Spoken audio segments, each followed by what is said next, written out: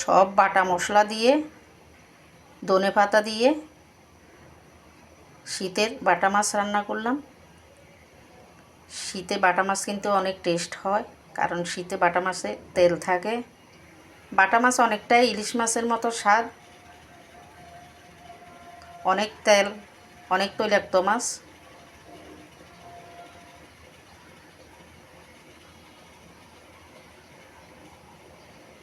আর ধনেপাতা দিয়ে রান্না করলে তো কথাই নেই, টেস্টটা আর অনেক বেড়ে যায়। চলেন আপনাদের সাথেও শেয়ার করি কীভাবে এই বাটা মাছের ঝাল রান্না করলাম।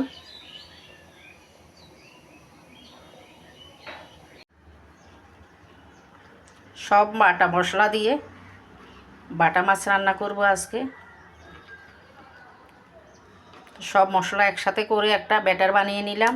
এখানে দিয়ে দিলাম লবণ, হলুদ, মরিচ, পেঁয়াজ বাটা, রসুন বাটা, জিরা বাটা,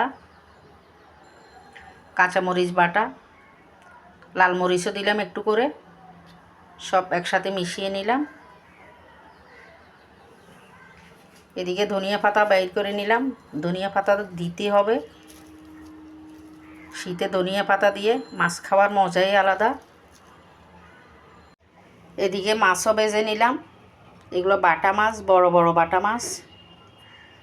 ভালো মতো ধুয়ে লবণ, হলুদ, মরিচ দিয়ে তেলে ভালো মতো ভেজে নিলাম। এখন মূল রান্নায় যাব। এই শীতে বাটা মাছ খেতে অনেক স্বাদ। শীতে বাটা মাছে অনেক তেল থাকে। এমনি বাটা মাছ অনেকটা ইলিশ মাছের মতো স্বাদ, টেস্টি একটা মাছ।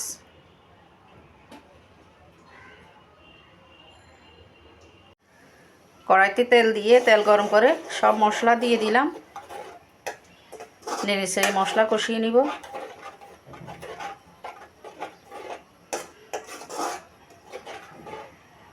কাঁচামরিচ দিয়ে দিচ্ছি।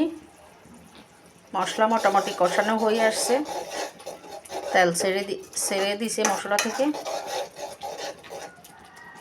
এই যে তেল উপরে উঠে আসছে। দিয়ে দিচ্ছি ভেজে রাখা মাছগুলো। সব মাছ দিয়ে দিলাম মশলার মধ্যে। মাছগুলো উল্টি পাল্টি আর একটু কষিয়ে নিব।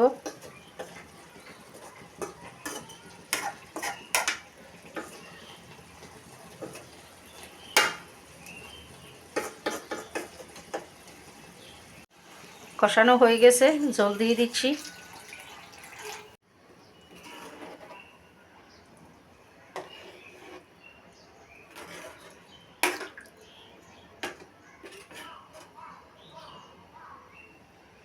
উতরিয়ে মাখা মাখা করে নিব।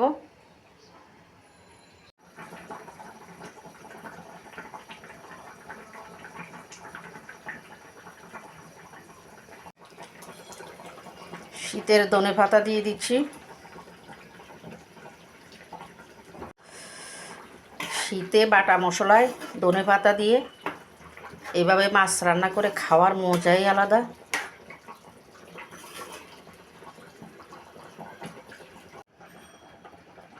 রান্না হয়ে গেল বাটা মশলায় শীতের ধনিয়া পাতা দিয়ে বাটা মাছ রান্না। এটাকে আমরা বাটা মাছের ঝাল বলি।